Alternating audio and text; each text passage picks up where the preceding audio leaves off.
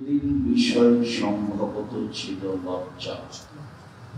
আজকের সংক্ষিপ্ত মসজিদে জুমার খুতবায় বক্তব্যের বিষয় সদাচরণ, নম্র আচরণ।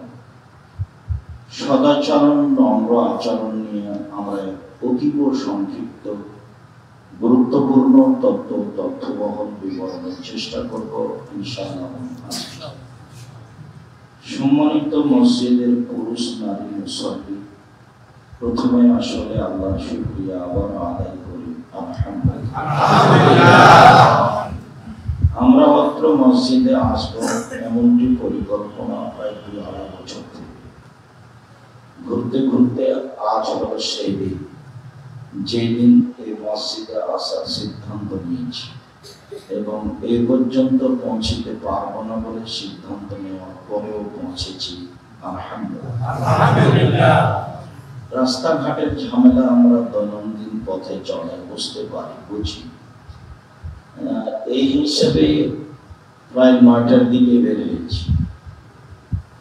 তো যাক, রাস্তাঘাটের অবস্থা সব মিলে যেটাই হোক, একটু দেরিতে হলেও চলে এসেছি, এটাই আলহামদুলিল্লাহ।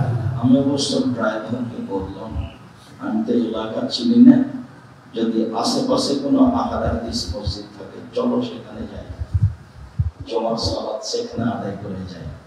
এমনটা সিদ্ধান্ত নিতে চাই না, তারপরেও এই গতিতে আগাচ্ছিলাম আলহামদুলিল্লাহ।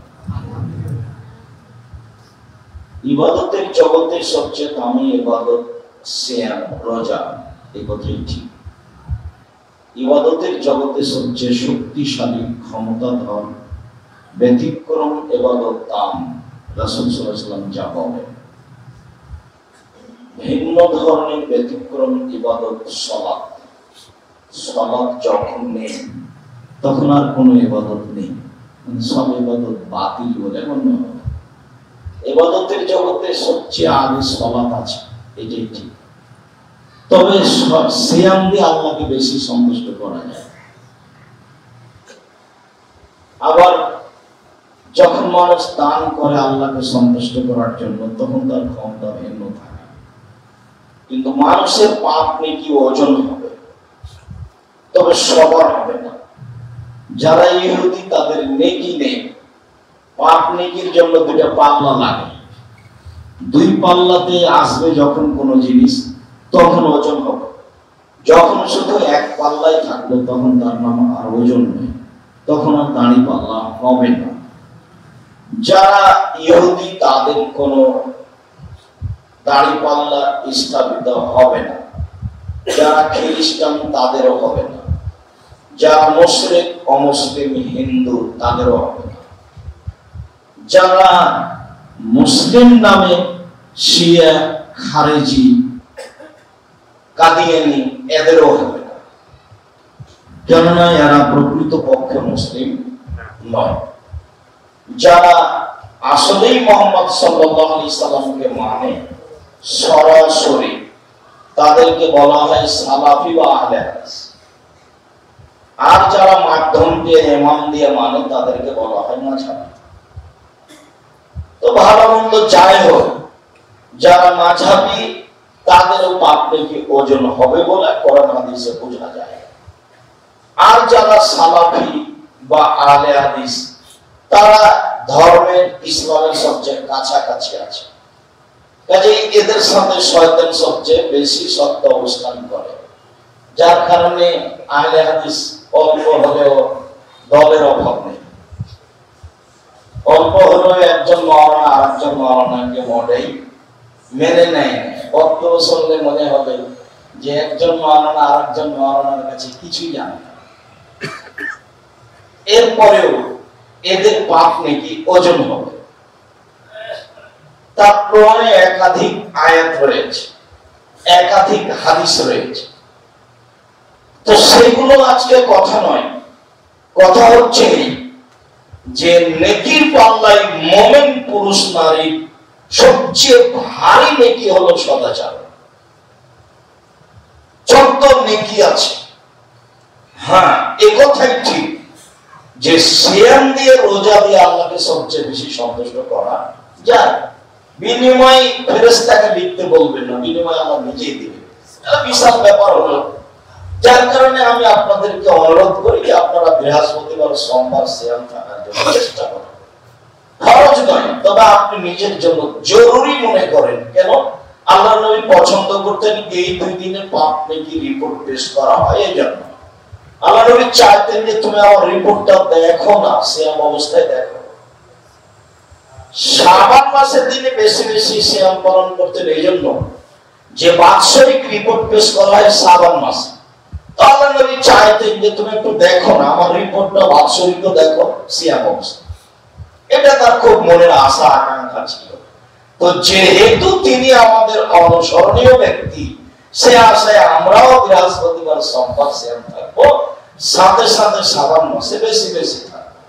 যদিও আমার মাঝারি ভাইরা কিভাবে কিভাবে জেনে নিয়েছেন সেদিন 15 শাবান কলকারখানা, অফিস আদালত, কোর্ট কাছারি, শিক্ষা প্রতিষ্ঠান সবকিছু বন্ধ করে রাতে গোসল করে আতর গোলাপ মেখে ইবাদত ও সিয়াম থাকে।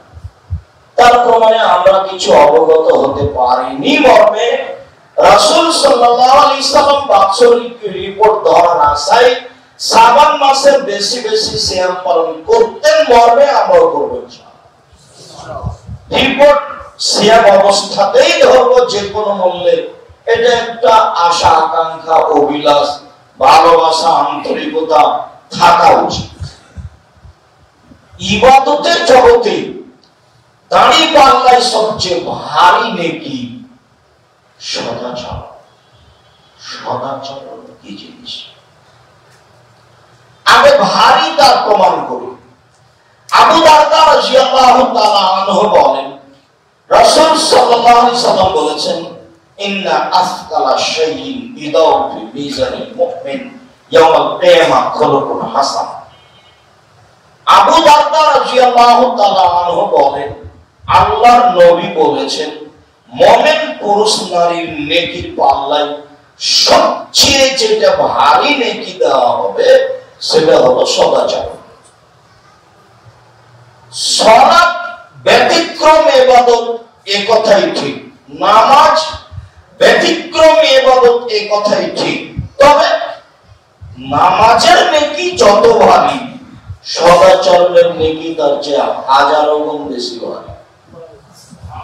ইবাদতের জগতে সবচেয়ে আল্লাহকে সন্তুষ্ট করার বড় ইবাদত সিয়াম, এ কথাই ঠিক। রোজা, এরপরেও রোজার নেকি যত ভারী, সদাচরণের নেকি তার চেয়ে লক্ষ গুণ বেশি ভারী। হজ একটা বড় ইবাদত, টাকাও লাগে, শারীরিক শ্রম লাগে, ফলাফল জান্নাত। এরপরেও হজের নেকি যত ভারী, সদাচরণের নেকি এর চেয়ে হাজার গুণ বেশি ভারী। সদাচরণ কি জিনিস? সদাচরণ নিয়ে কথা বলি। তবে এইখানে আরেকটা কথা বলে রাখি, আরেকটা জিনিস ভারী নেকি হিসাবে আছে, তবে এমনটা নয়, কাছাকাছি। আবু হুরায়রা রাদিয়াল্লাহু তাআলা আনহু বলেন, আল্লাহর নবী বলেছেন, কালেমাতানি, দুটি বাক্য, হাবিবাতানি ইলা রহমানে, রহমানের নিকটে প্রিয়, অতীব প্রিয়, খাফিফাতানি আলাল লিসানে, উচ্চারণে হালকা, অতীব হালকা। উচ্চারণে হালকা মানে পড়তে একেবারেই সহজ, অল্প সময়ে হয়ে যায়, অজুও লাগে না, টাকাও লাগে না, শ্রমও লাগে না। ইবাদত করতে কিন্তু টাকা লাগে, বলেন সেটা কি? হজ। ইবাদত করতে বেশ শ্রম লাগে, সেইটা আপনার সালাত। ইবাদত করতে টাকা লাগে, সেটা দান। কিন্তু এমন ইবাদত যে টাকাও লাগে না, অজুও লাগে না, শ্রমও লাগে না, একেবারে হালকা উচ্চারণে, আর সাকিলা দামে ফিল মিজানে, দাঁড়ি পাল্লাই ভারী, অতীব ভারী, তাহলে সুবহানাল্লাহ ওয়া বিহামদিহি, সুবহানাল্লাহ। এই মানে আর কোন কালেমা নেই। সুবহানাল্লাহ নেই, আলহামদুলিল্লাহ নেই, আল্লাহু আকবার নেই, সুবহানাল্লাহ ওয়া বিহামদিহি নেই, লা ইলাহা ইল্লাল্লাহু ওয়াহদাহু লা শারীকা লাহু লাহুল মুলকু ওয়া লাহুল হামদু ওয়া আলা কুল্লি শাইইন কাদির নেই। এই হলো দাঁড়িপাল্লাই অতীব ভারী নেকি, তাহলে সুবহানাল্লাহি ওয়া বিহামদিহি সুবহানাল্লাহ, যার কোনো বার নেই, যার কোনো বার নেই, যে যা পারে তার গতি অনুপাতে বলবে। সে ব্যাগ ভর্তি নেকি নিয়ে নেই, যিনি দিবেন তার নেকির অভাব নেই। শ্বাস বন্ধ হয়ে গেলে কাজ বন্ধ, শ্বাস যতক্ষণ চালু আছে নেকি করতে থাক। সম্মানিত মুসলিম মুসল্লি, সবচেয়ে ভারী নেকি সদাচরণ। তবে ভারী নেকি দাঁড়িপাল্লাই সুবহানাল্লাহি ওয়া বিহামদিহি সুবহানাল্লাহিল আযীম, সদাচরণ। একজন সাহাবী বলছেন, সাহাবীগণ বললেন, আল্লাহর নবী, মাউতিয়াল খায়রুল ইনসান, মানুষকে যেটা আল্লাহ দিয়েছেন তার সবচেয়ে ভালো কোনটা? বলেন তো আল্লাহর নবী। মানুষকে আল্লাহ কি দিয়েছেন? চোখ দিয়েছেন, কান দিয়েছেন, টাকা দিয়েছেন, আহার পরিবার দিয়েছেন, জমি জায়গা দিয়েছেন, বাড়ি গাড়ি দিয়েছেন, ইবাদত বন্দেগীর ক্ষমতা দিয়েছেন। আল্লাহর নবীকে, আল্লাহর নবী একটু বলেন তো, মানুষকে যেটা আল্লাহ দিয়েছেন তার সবচেয়ে ভালো কোনটা? আল্লাহ রাসূল বলছেন, আল খুলুকুল হাসান, ভালো আচরণ। ভালো আচরণ কি জিনিস? ভালো কথা, ভালো কর্ম, এর নাম ভালো আচরণ। আপনি এর উপরে টিকতে পারবেন না দল করবে, আপনি এর উপরে টিকতে পারবেন না সংগঠন করবে, আপনি এর উপরে টিকতে পারবেন না পাশাপাশি দুইজন দোকান দিলে। খালি আপনার দোকানে সব লোক আসে জিনিস কিনে। আমার দোকানে একজন এসেছে, তখন আমি বললাম, ওখানে জিনিস কিনেন কেন জানেন না আপনি? 20 টাকার জিনিস 40 টাকা ধরে। তাহলে কি আপনার ভিতরে এখন সদাচরণ আছে?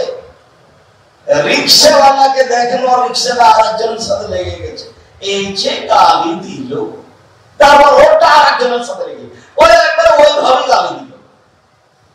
তো সদাচরণ ওখানে নেই। বিত্তশালী হলে সদাচরণ থাকে না, আবার ক্ষমতা থাকলে সদাচরণ থাকে না। এই কি হয়েছে রে, নাকি ও কি বাড়াবাড়ি করছে? আরে যা যা করে ফেলে একটা, দেখবো কি ভাই, তখন কি সদাচরণ থাকলো? অল্পদিন বাঁচতে এসে ক্ষমতা দেখিয়ে, দাম্ভিকতা দেখিয়ে, দলীয় ক্ষমতা দেখিয়ে, দাঙ্গাবাজি করে, জুলুমবাজি করে, রাহাজানি করে, অত্যাচার করে, অন্যায় করে, অপমান করে, একজন 7 বার বিক্রি করে ক্ষমতা দেখিয়ে বেঁচে থেকে কোনো লাভ নেই। নাকি পাল্লা হালকা হয়ে যাবে, টিকা যাবে না। বিচার পরে হবে, বিচার পরে হবে মানে গেছেন। বিচার যদি হাতে হাতে না হয় তাহলে খুব কঠিন। ধনী মানুষ যাকাত দিল না, ওষুধ দিল না, সেজন্য বিচার পরে হবে। কেন? ও ফকিরের উপরে জুলুম করেছে, এই জন্য ফকিরের টাকা মেরে খেয়েছে। আল্লাহ বলছেন ওষুধ যাকাত হচ্ছে ফকিরের হক। তো দিল না যখন, তখন কার হক মারলো? ফকির মিসকিনের হক মারলো। তাহলে ওই জানেন মানুষের হক মেরে খায়, যে জানেন তারই বিচার পরে হবে। জুলুম, খুব সাবধান। নেকি পাল্লা হালকা হবে যদি সদাচরণ না থাকে। সদাচরণ কাকে বলে? নওয়াস ইবনে সামআন রাদিয়াল্লাহু তাআলা আনহু বলেন, আমি একদিন আল্লাহ রাসূলকে জিজ্ঞাসা করলাম, আল্লাহ রাসূল, মাল বিররু ওয়াল ইসমু, নেকি কি জিনিস, পাপ কি জিনিস, একটু বুঝিয়ে বলেন তো। আমি একটু আপনার কাছে জানতে চাচ্ছি, নেকি কাকে বলে, কি করলে নেকি হয়, নেকি কি জিনিস, পাপ কি জিনিস? তখন আল্লাহ রাসূল উত্তরে বলছেন, আল বিররু হুসনুল খুলুক, নেকি হলো ভালো আচরণ। আল্লাহ রাসূল উত্তরে বলবেন, নেকি হলো তাহাজ্জুদ, নেকি হলো সালাত, নেকি হলো সিয়াম, নেকি হলো কোরআন তেলাওয়াত, নেকি হলো হজ করা, নেকি হলো সুবহানাল্লাহ আল্লাহু তাআলা করা। এগুলো আল্লাহ রাসূল বলবেন। কিন্তু আল্লাহ রাসূল উত্তরে এগুলি বললেন না। যখন বলা হলো নেকি কি জিনিস, তখন তিনি উত্তরে বললেন, আল্লাহ হুসনুল খুলুক, ভালো আচরণ।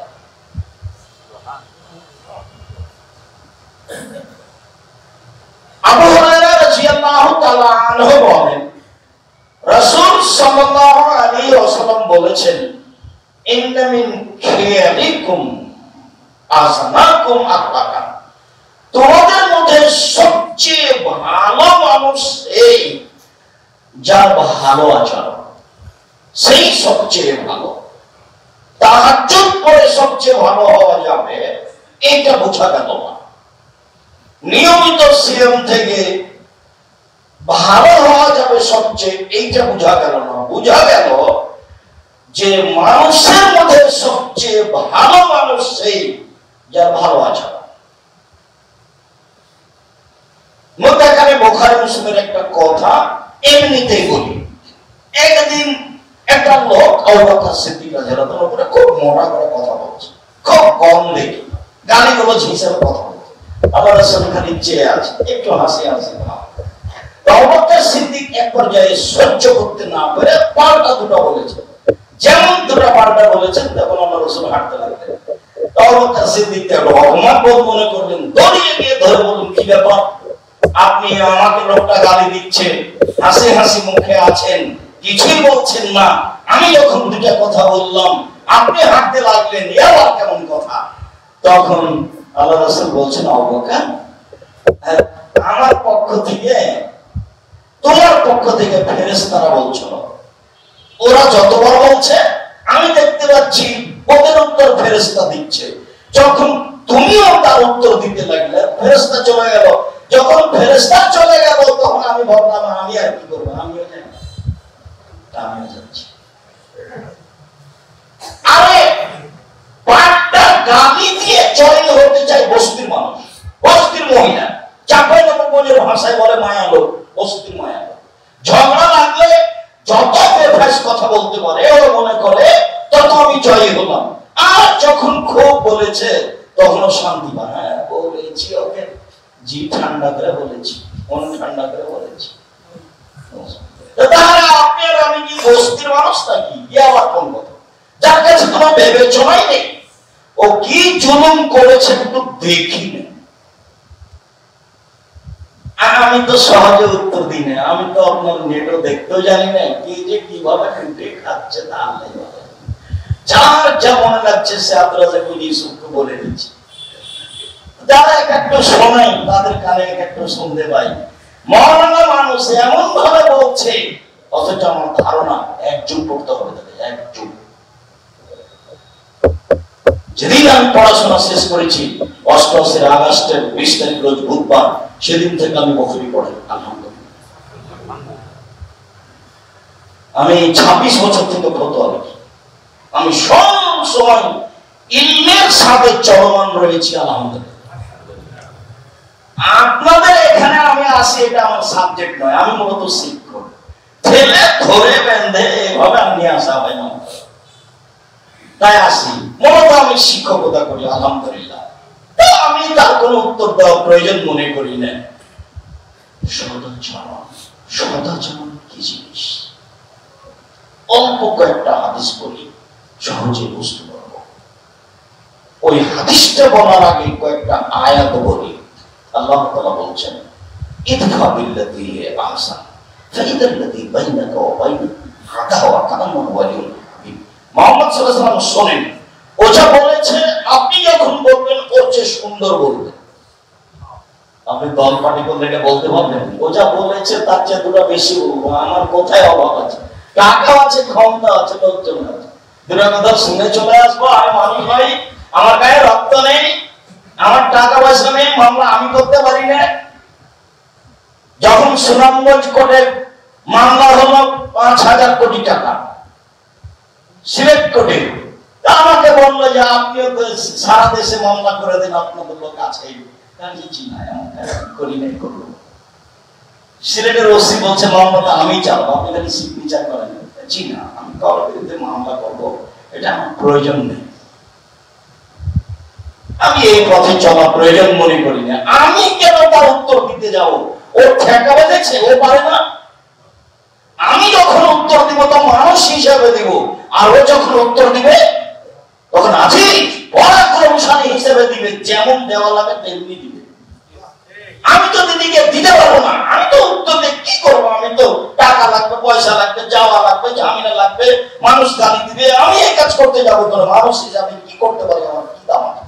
ও দিবে তার মতো দিব, ওর নাম কাদিম, ওর নাম আজিজ, ওকে কেউ পারে না, ওর নামই আজিজ।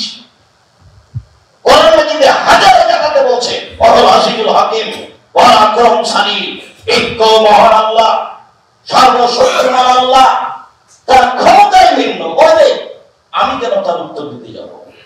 যারা সিলেটে মেরেছে ওদের উত্তর উনি দিতে বলেন না? যারা মেরেছে আমি তো ওদের দেখিনি, তাদের সাথে আমার কোনো লেনদেন নেই। যেসব দিনরা গালি দিচ্ছে ওর সাথে আমার কোনো লেনদেন নাই, ওর সাথে পাশে আমার বাড়ি নেই, ওর সাথে আমার কোনোদিন ব্যবসা বাণিজ্য নেই, ওর সাথে আমি কোনোদিন কাজ করিনি, সে কোন দুঃখ আমাকে ভালো কথা বলবে, তো সেই জবাব আমাকে দিতে হবে। কথা বুঝতে পারেন? মুহাম্মদ সাল্লাল্লাহু আলাইহি সাল্লাম, আপনি যা বলবেন ওর চেয়ে ভালো হতে হবে, এটাই জীবনের সফলতা। আল্লাহ বলছেন আমাদের নবীকে, আল্লাহ ঠেকা বেঁধেছে, ইনি তো বলতে পারেন জিবরাইল দে ওকে একটু ডলে দেন তো, আল্লাহ ওকে একটু টিপে দেন তো, বললেই তো হয়, বললেই হবে। খালি বলবেন হাত তুলে যে আল্লাহ ও আমাকে অপমান করেছে, একটু আপনি জিবরাইল দে ওকে টিপে দেন, হবে। সে মুহাম্মদ সাল্লাল্লাহু আলাইহি সাল্লাম পৃথিবীতে সবচেয়ে দামি মানুষ। মুহাম্মদ সাল্লাল্লাহু আলাইহি সাল্লাম কে?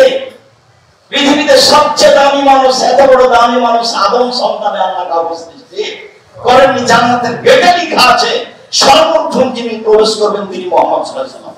শুধু তাই নয়, ওই জান্নাতের ওই ঘরের ভিতরে একজন ফেরেশতা সেই দিন আল্লাহ দান করেছে, যেদিন ঘরটা তৈরি করেছেন, যে ফেরেশতাকে বলে দিয়েছে দাঁড়িয়ে থাকো, বাইরে থেকে যখন নক করবে কেউ তখন বলবা কে, যদি বলে মুহাম্মদ খুলে দিও, যদি অন্য কেউ বলে তাহলে খুলতে হবে না। পার্সোনাল ক্ষমতা মর্যাদা মুহাম্মদ সাল্লাল্লাহু আলাইহি সাল্লাম, বিচারের মাঠে তাই থাকবে, ভিন্ন ধরনের মান সম্মান থাকবে। এরপরে লোকজন যেটা পারলো বলে দিল, কে ঢের চালালো, কে কুকুর লাগিয়ে দিল, কে ধোলা চালালো, কে গালি দিল, কে ছেড়ে দিতে চাইলো, কে মারতে চাইলো, দুনিয়া বাসি একবারে মন ভরে গালি দিয়ে দিল। ও কুকুর লাগিয়ে দেয়, কুকুর লাগিয়ে দেয়। ও বলছে 360 জন আল্লাহ নয় মাত্র একজন, ওকে ঢের মার, ঢের মার, ঢের বিদে করতে হবে, বিদে করতে। তার উত্তরে আল্লাহ বলছেন ফাসবিরু সাবরান জামিলা, ধৈর্য ধারণ করুন, সুন্দর ধৈর্য ধারণ করুন। এই ভাবিল্লাতি হে আহসান, যা বলেছেন তার চেয়ে সুন্দর উত্তর দিবেন, তাহলে তার মাঝে আপনার মাঝে যে রয়েছে দূরত্ব এটা ভালোবাসায় পরিণত হবে। আবার বলছেন উদুল্লাহ সাবিল রাব্বিকা বিল হিকমাতি ওয়াল মাউইযাতিল হাসানা জাদিলহুম বিল্লাতি হে আহসান, তর্ক বিতর্কের সময় উত্তর দিবেন যেটা সবচেয়ে ভালো। ভালোটা আপনি বলবেন, আদেশ সবসময়। একবার বলছেন ভাবেলা আমাদের মিলাল্লাহ ইনতাল্লাহুম কুনতা ফাতান গালিদাল কাল, শুনেন আল্লাহর পক্ষ থেকে বড় দেয় আপনি নরম স্বভাবের হয়েছে। শুনছেন মুহাম্মদ সাল্লাল্লাহু আলাইহি ওয়াসাল্লাম, আল্লাহর পক্ষ থেকে বড় দেয় যে আপনার স্বভাবটা নরম। আপনি যদি কর্কশ স্বভাবের হতেন লানভাতুমিন হবে, মানুষ আপনার কাছ থেকে সরে যেত, আপনার পাশে থাকতো না, লাঠি দেখে মানুষ কত মন থাকে, আপনার পাশে থাকতো না। আপনি নরম স্বভাবের এজন্য থাকেন। শোনেন একটা কথা, মানুষকে মাফ করতে শিখেন, যে যাই করুক মাফ করবেন। আস্তাগফিরুল্লাহ, শুধু মাফ নয়, আপনাকে গালি দিয়ে যে পাপ করেছে এর জন্য আপনি আল্লাহকে বলেন ও আল্লাহ আমাকে গালি দিয়ে ও যে পাপ করেছে তুমি ক্ষমা করে দাও। নেন সদাচার, সদাচার কি জিনিস? মাফ করেন। 2, ওরা অন্যায় করেছে আপনার সাথে এর জন্য ওরা পাপী, আপনি ওদের জন্য ক্ষমা চান। 3, সাবরুল কালাম, কাজ পরামর্শ করে করবেন। 4, ফাইজা আযামতা তাওয়াক্কাল আল্লাহ, কোন কাজ যখন করতে চাইবেন তখন কাজটা আমার উপরে চাপিয়ে দিন। ইন্নাল্লাহা ইউহিব্বুল মুতাওয়াক্কিলিন, যে কাজ আল্লাহর উপরে চাপিয়ে দেয় আল্লাহ তাকে ভালোবাসে। একাধিক আয়াত। এবার চলেন কয়েকটা হাদিস। আল্লাহ তুমি সদাচরণ বুঝাও এবং আমল করার তৌফিক দান করো। আল্লাহু সাল্লি আলাইহি ওয়া সাল্লাম। আবু হুরায়রা রাদিয়াল্লাহু তাআলা আনহু বলেন রাসূল সাল্লাল্লাহু আলাইহি ওয়াসাল্লাম বলেছেন ইন্না ফিল জান্নাতি লা গুরাব, জান্নাতে কতগুলো ঘর আছে, ইরামিন তাইরহা মিন বাতিনা ওয়া বাতিনা মিন দাইরা, বাহির থেকে ভিতর দেখা যায়, ভিতর থেকে বাহির দেখা যায়, খুব উন্নত মানের পদার্থ দিয়ে তৈরি। তো সাহাবগণ বলছেন, দেওয়ান হাজি এত দামি ঘর কে পাবে, এত উন্নত মানের ঘর কে পাবে? তখন আল্লাহ রাসূল বলছেন, লেবান আলানাল কালামা, যার স্বভাব নরম সে পাবে, যার আচরণ ভালো সে পাবে। দিনের বউকে গালি দিয়ে কি করবে? সুযোগ পেলে বউকে এত গালি দিতে হবে, মারতে হবে, টাকা চাইতে হবে, যৌতুক চাইতে হবে। যৌতুক তো ছেলেদের জন্য হারাম, ফেরত দিতেই হবে। গাড়ি বাড়ি মোটরসাইকেল ফার্নিচার খাট খাটরা যা নিয়েছে সব ফেরত দিতেই হবে। বাপ বেটা যা ইনকাম করবেন তার জন্য সেটা অনুপাতে কাপড় কিনবেন, চলবে। আর স্বামী স্ত্রী বুঝে পরামর্শ করবেন, যেভাবে আয় সেভাবে দেয়, তাহলে ভালো থাকবেন। আয়ের বাইরে নিজে দুজন মিলে পরামর্শ করে সংসার চালাবে, ভালো হবে। দোকানে বসে আড্ডা পিটবেন, তাহলে কারোর সঙ্গে ভালোভাবে চলবে? জি না। সদাচরণ, সদাচরণ কি জিনিস? আয়েশা রাদিয়াল্লাহু তাআলা আনহা বলেন, যা রাহাতুল ইহুদি ইলা নবী সাল্লাল্লাহু আলাইহি ওয়াসাল্লাম, ইহুদিদের একটা দল নবীর কাছে এসে বলল, আসসালামু আলাইকুম, আপনার মরণ হোক। ওরা তো মরণ চাইবে। ইহুদি খ্রিস্টান কিন্তু তাদের শত্রু কিন্তু মুহাম্মদ সাল্লাল্লাহু আলাইহি ওয়াসাল্লাম। বলছে, ছি ছি ছি ছি ছি ছি, আরে নবী হলো তো আমাদের পক্ষ থেকে হবে কেন? ইব্রাহিমের ছেলে হলেন ইসমাইল ইসহাক, তো আমরা হচ্ছি ইসহাকের পক্ষ থেকে। ইসহাক, ইয়াকুব, ইউসুফ, সুলাইমান, দাউদ, ঈসা, মূসা, আমরা চলে আসছি। আমরা বলবো যে আমরা ইব্রাহিমের সন্তান, আমরা পৃথিবী দখল করে আছি, আমাদের নাম ইহুদি, আমাদের নাম খ্রিস্টান, আমরা ঈশ্বর। তো ইসমাইলের তো আর কোন ছেলে নেই, অনেক দিন পরে কিয়ামতের পূর্ব মুহূর্তে মুহাম্মদ কেন, তাকে কে মানে?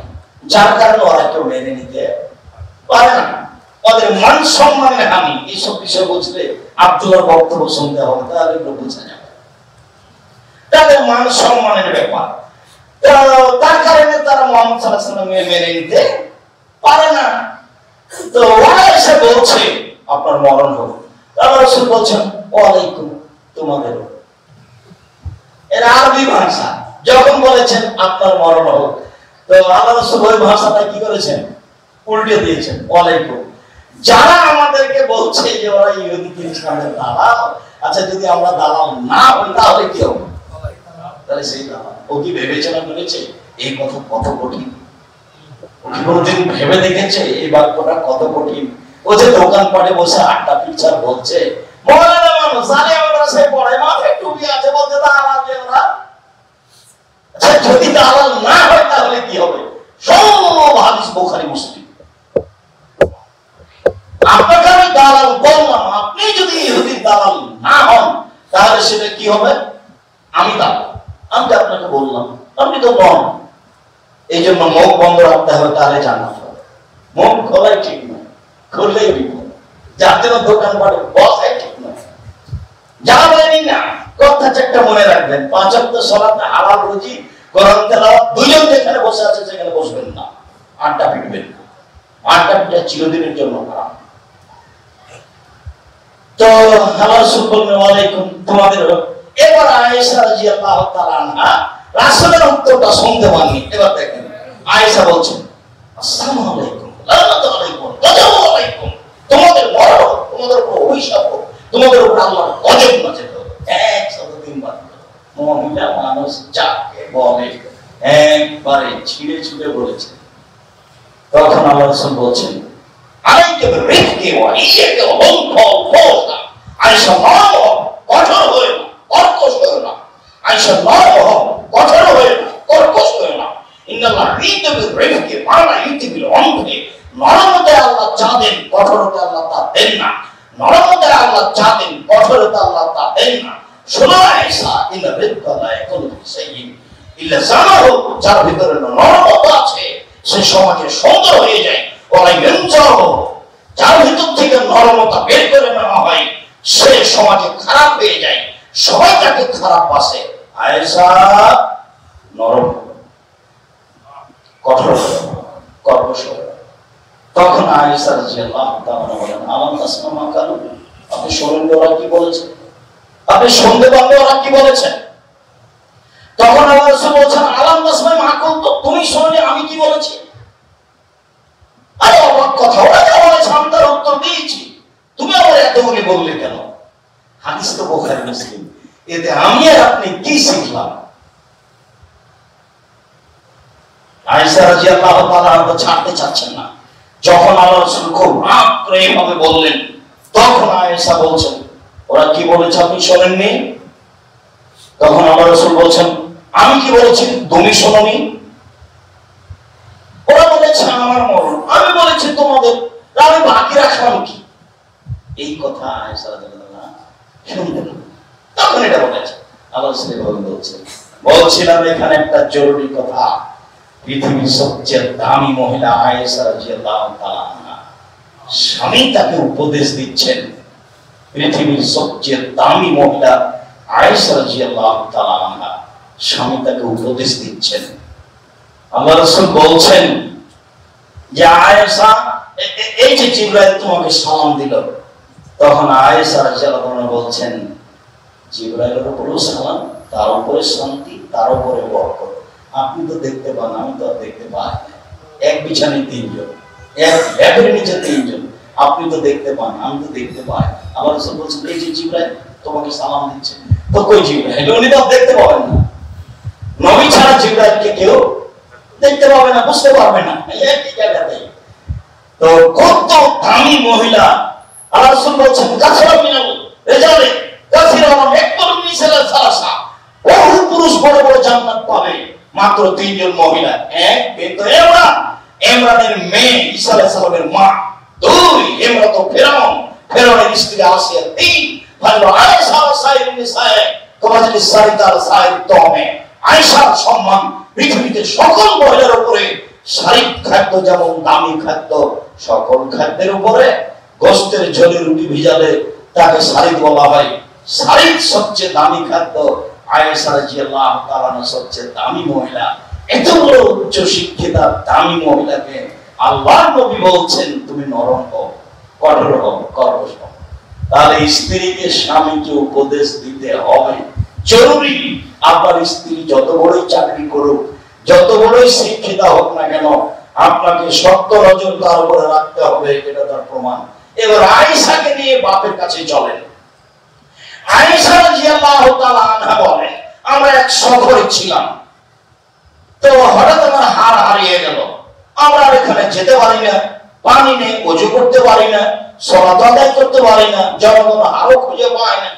বড় বিপদে পড়ে গেলাম। না, কোথায় হাড়? গলার হাড়টা কোথায় হারিয়ে গেল? গলার হাড় কোথায় হারিয়ে গেল? খুঁজেও পায় না, জনগণ এখান থেকে যেতেও পারে না, পানিও নেই, ওযুও করতে পারে না, সালাত আদায় করতে পারে না, সালাতের সময় পার হয়ে যাচ্ছে। মনটা খারাপ করে জনগণ আবু বকর সিদ্দিককে গিয়ে বলছে, আপনি জানেন কি হয়েছে? আপনার মেয়ে কি ঘটিয়েছে জানেন? কি হয়েছে? আরে আপনার মেয়ে তো হাড় হারিয়ে দিয়েছে, যার কারণে আমরা যেতে পারছি না, হাড় তো খুঁজে পাওয়া যাচ্ছে না।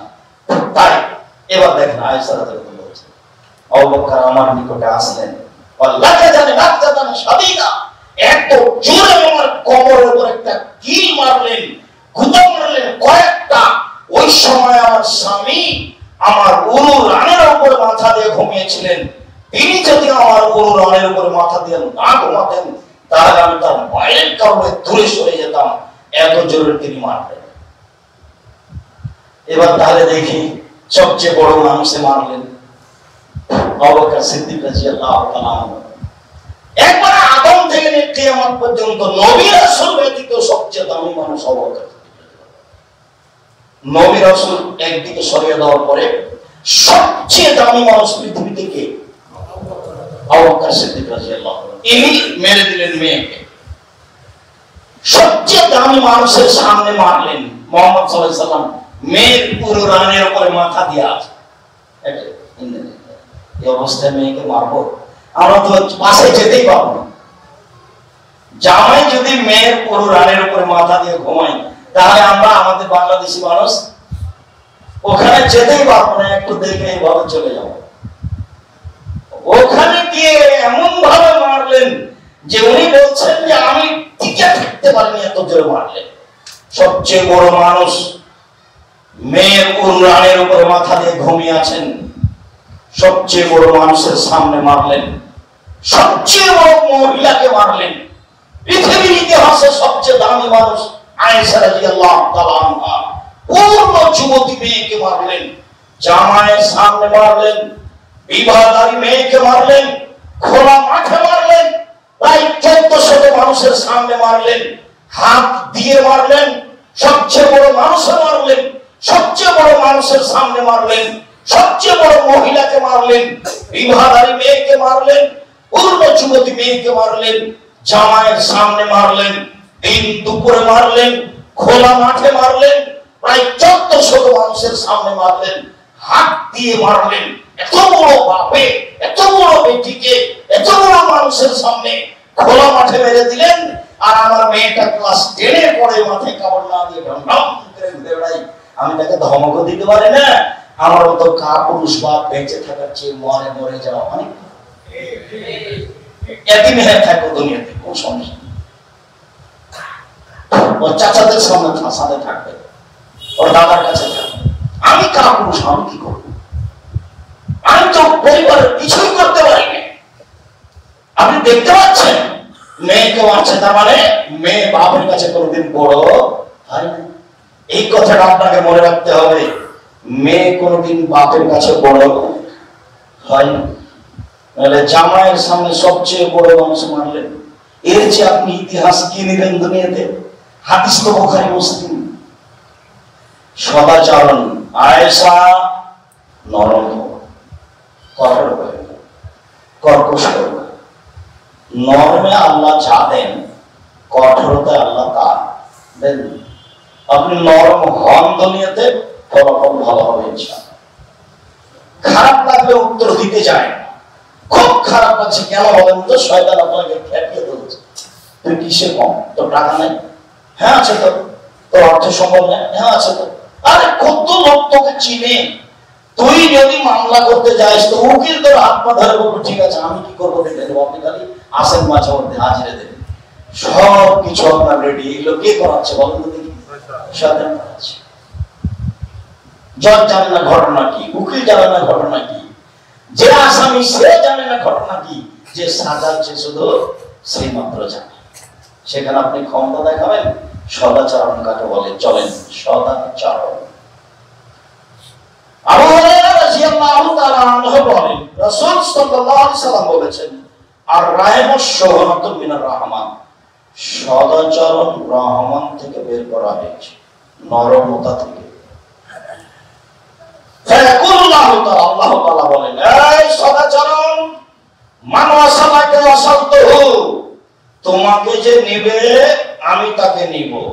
ওমান কাতাকে কাতাতুহু, এই সদাচরণ, তোকে যে ছেড়ে দিবে আমি তাকে ছেড়ে দেব। যার সদাচরণ নেই তার আল্লাহ নেই। তো খেতে খাই কিভাবে? হিন্দু যেভাবে, হিন্দু খেতে পায় না, ইহুদি পায় না, খ্রিস্টান পায় না, যারা কাদিয়ানি তারা খেতে পাচ্ছে না। তা আল্লাহ বলছেন সদাচরণ যার আছে আমি তার সাথে আছি, সদাচরণ যার নেই আমি তার সাথে নেই। তাহলে ইহুদি খ্রিস্টানের সদাচরণই কি, আর ভালো আচরণই কি, আর মন্দ আচরণই কি? তো ওরা যদি দুনিয়াতে থাকতে পায় তো আমি সদাচরণ না করে থাকতে পাবো। তবে মনে করতে হবে আমার সাথে আল্লাহর দয়া নেই।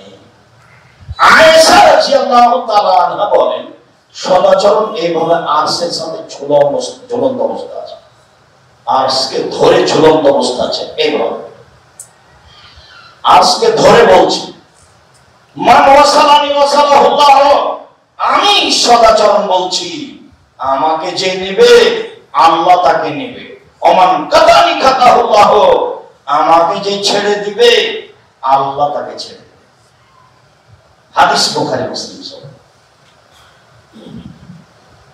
সদাচরণ, আনাস রাদিয়াল্লাহু তাআলা আনহু বলেন, রাসূল সাল্লাল্লাহু আলাইহি ওয়াসাল্লাম বলেছেন, মান আহাব্বা আন ইউবসাতা ফি লাহু ফি রিজকিহি ওয়াইসারু ফি আসারিহি, যে চায় আল্লাহ আমার একটু রুজি টাকা পয়সা বেশি করে দেবে, যে একটু টাকা পয়সা বেশি হওয়া চায়, আর যে চায় আর কিছুদিন বাঁচবো, আল্লাহ আমার একটু বয়স বেশি করে দেবে, আমি একটু আর কিছুদিন বাঁচতে চাচ্ছি, তাহলে তাকে একটা কাজ করতে ফলেসের রাহমাহ সদাচরণ করতে হবে।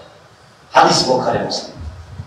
সদাচরণ করলে আপনার দুটো জিনিস বেশি হবে, বলেন তো? এক, রিজিক বেশি হবে, দুই, হায়াত বেশি হবে। হাদিস বুখারী মুসলিম। বিবেচনা আমাকে আর আপনাকে করা লাগবে না। সদাচরণ হলে এটা বাড়বেই, এটা আল্লাহ রাসূল বলেছেন। বুখারী মুসলিমের হাদিস কাজে কিছু বলার নেই। এখানে আরেকটা কথা জরুরি, আল্লাহ রাসূল পরের বাক্যে বলছেন, ওয়ালা ইউহরামু রিজকু বিযামবি, পাপ হলে রুজি থেকে মানুষ বঞ্চিত হয়। আরেকবার বলছেন, ওয়াইয়াকুল মাসিয়াতা ফাইনাবিল মাসিয়াতে হামাসাতাল্লাহ, পাপ হলে আল্লাহর পক্ষ থেকে অসন্তুষ্টি নেমে আসে। যখন পাপ চালু থাকবে আপনার, তখন ব্যবসা আপনার মাইর খাবে। যখন পাপ চালু থাকবে, তখন আপনার চাকরি নষ্ট হয়ে যাবে, চাকরি হারিয়ে যাবে। যখন পাপ চালু থাকবে, তখন বাড়ির আশেপাশে গন্ডগোল লেগে যাবে। মানে পাপ চালু থাকলে আপনার অজান্তে কিভাবে কিভাবে কিভাবে চতুর্দিক থেকে ঝামেলা নেমে আসে। পাপ চালু থাকবে, যার কারণে আল্লাহ রাসূল বলছেন, পাপ থেকে বিরত থাকো, পাপের রুচি কমে যায়। পাপ থেকে বিরত থাকো, পাপে আল্লাহর পক্ষ থেকে অসন্তুষ্টি নেমে আসে। আর পাপের জগতে সবচেয়ে যেগুলো ভয়ানক, সেগুলো সদাচরণ না থাকে। তাই আলোচনার শেষ হাদিস, একজন লোক এসে বলছে, আল্লাহর নবী, ইন্না ফুলানা তুকসিরু মিন কাসরাতি সালাতি ওয়া সিয়ামি হাসানাতি, অমুক মহিলা খুব বেশি বেশি দান করে, সালাত আদায় করে, সিয়াম পালন করে, সালাত আদায় করে, তাহাজ্জুদ পড়ে, নফল সিয়াম পালন করে, দান করে, ভালো ভালো নেকি করে, কিন্তু মুখ দিয়ে প্রতিবেশীকে কষ্ট দেয়।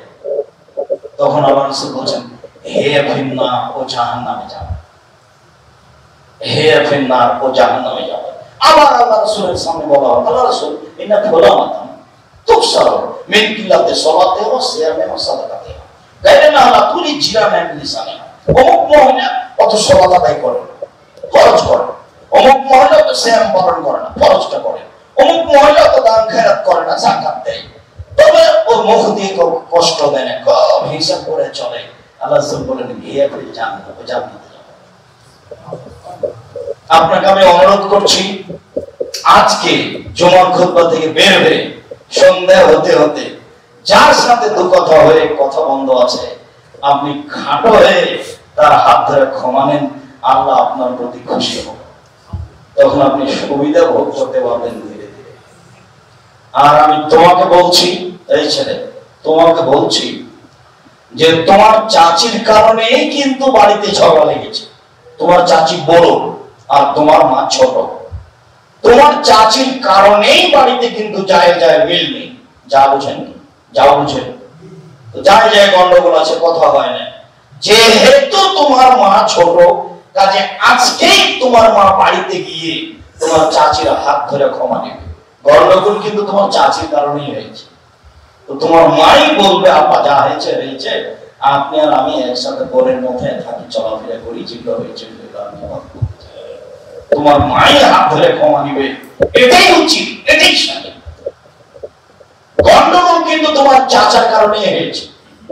তোমার বাপ অত বাড়িয়ে কথা বলতে রাজি নয়, তো তোমার বাপকেই সন্দেহ হতে হতে তোমার চাচার হাত ধরে ক্ষমা নিতে হবে। তাহলে মান সম্মান আল্লাহ তোমাদের বাড়িয়ে দিবে। সম্মানিত দিনী ভাই ও বোন, বিচারের মাঠে নেকি পাল্লাই সবচেয়ে ভারী নেকি সদাচার। বিচারের মাঠে ভারী নেকি তার আমল হলো সুবহানাল্লাহি ওয়া বিহামদিহি সুবহানাল্লাহ। সদাচরণ যায় যায়, সম্পর্ক কেটে গেলে সদাচরণ কেটে যায়। ভাই ভাই সদাচরণ কেটে গেলে, সম্পর্ক কেটে গেলে সদাচরণ কেটে যায়। চাচা নির্বাচনে দাঁড়িয়েছে চেয়ারম্যানে, ভাতিজা বলছে চাচা কেমনে পাস করে দেখে ছেড়ে দিব। চাচার কত ক্ষমতা আছে, ভাতিজা লেগে গেছে। আরো 5 জন বলছে বেটা কি করা লাগে, আমি টাকা পয়সা দিব রে, দেখবার লেগে যা। হ্যাঁ, চাচাকে কোথায় ভাবে ফেলতে হবে আমি খুব ভালো জানি। কেমনি কি জিনিস? আপনাকে আমি বহুদিন বক্তব্য শুনিয়েছি যে দুইটা মেয়ে একসাথে জন্ম নিয়েছিল, খুবই একজনের সাথে আরেকজনের অন্তরঙ্গ, 2 বোন যমজ, দেখতে খুব সুন্দরী, মেধাবীও, খুব ভালো, একজন আরেকজনকে ছেড়ে থাকতে পারে না, কথা এটা। কিন্তু তারপরে একজনের বিবাহ হয়েছে আওয়ামী লীগ মানুষের সাথে, একজনের বিবাহ হয়েছে বিএনপি মানুষের সাথে, ওরা দুইজনের কথা বলে। এটা কি আপনাকে এটা বুঝতে হবে না? বহুদিন বলেছি সঙ্গ দোষে মহম আছে। আপনি এইরকম সঙ্গ ত্যাগ করেন, জরুরি। অল্প দিন বাঁচতে এসে নিজের মতো চলেন, নিজের মতো খান, হালাল উপার্জন করেন, নিজের মতো চলেন, নিজের মতো খান, বাস 5 ওয়াক্ত সালাত, হালাল রুজি, ছেলে মেয়ের উপর একটু শক্ত, আলহামদুলিল্লাহ জান্নাত হবে ইনশাআল্লাহ।